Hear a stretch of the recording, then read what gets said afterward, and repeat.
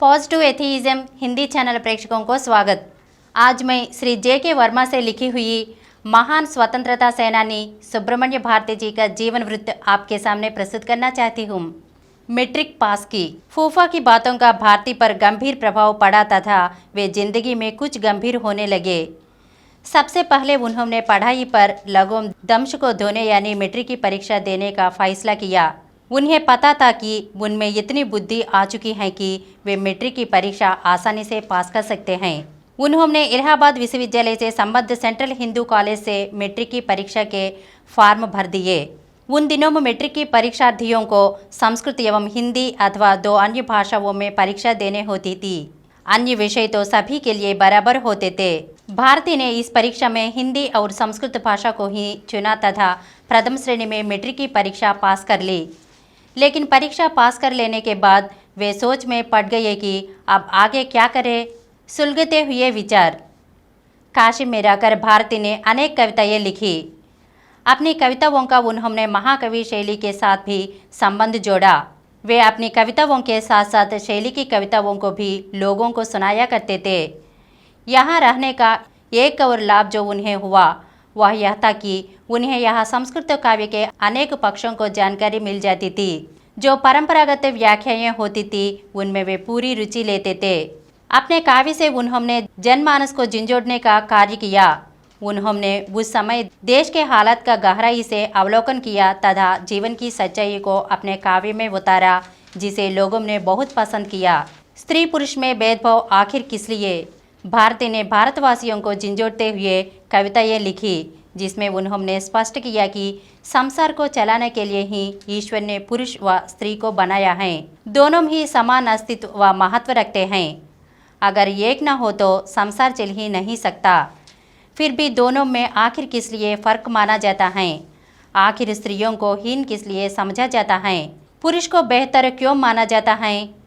पुरुष को यह अधिकार किसने दे दिया कि वह स्त्री पर शासन करे? उन्होंने स्त्री पुरुष समानता पर केवल काव्य ही नहीं लिखा, बल्कि लोगों को सार्वजनिक रूप से भाषण दी गई। उनका पहला भाषण सरस्वती पूजा के अवसर पर हुआ। उन्होंने कहा कि ईश्वर ने संसार की जरूरत के अनुसार ही स्त्री पुरुष को अलग अलग रूप देकर भेजा। लेकिन संसार में क्या हुआ?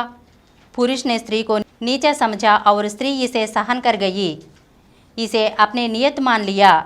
यह भेदभाव केवल स्त्री पुरुष तक ही नहीं रहा।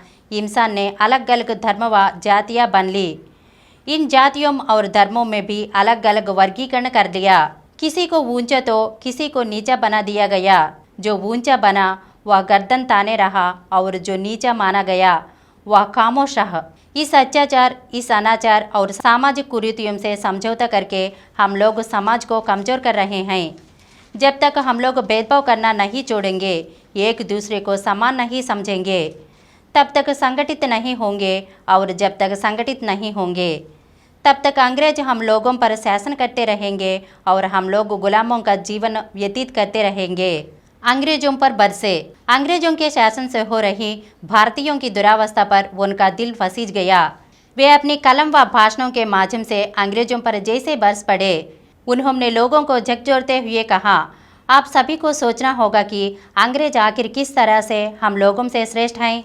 हमें सोचना होगा कि भारत देश जो सांस्कृतिक दृष्टि से इतना विशाल है कि उसका कहीं मुकाबला नहीं किया जा सकता, जिसके ज्ञान का एक बहुत लंबा चौड़ा कोश है, उस पर मुट्ठी भर अंग्रेजों ने कब्जा जमा लिया है। भारतीय इसे अपनी नियत मानकर चुपचाप सहन किए जा रहे हैं। अंग्रेज भारतीयों को हर तरह से लूट रहे हैं और भारतीय खामोश हैं।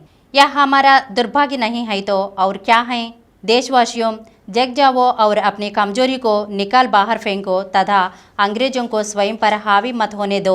उनके अंग्रेजों के खिलाफ कविताओं का व्यापक असर दिखाई दिया। जहां लोगों में अंग्रेजों के खिलाफ जहर भरना शुरू हो गया, वहीं अंग्रेज सरकार की नज़रों में भी वे खटकने लगे। उनकी कविताओं पर सरकार द्वारा कड़ी नज़र रखी जाने लगी। अगले एपिसोड में सुब्रमण्य भारती जी के बारे में और कुछ अंशों को जानेंगे। धन्यवाद।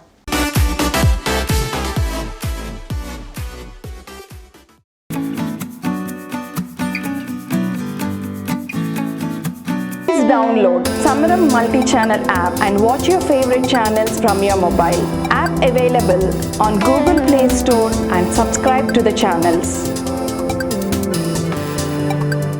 For more videos, please subscribe to this channel Positive Atheism and activate the bell icon.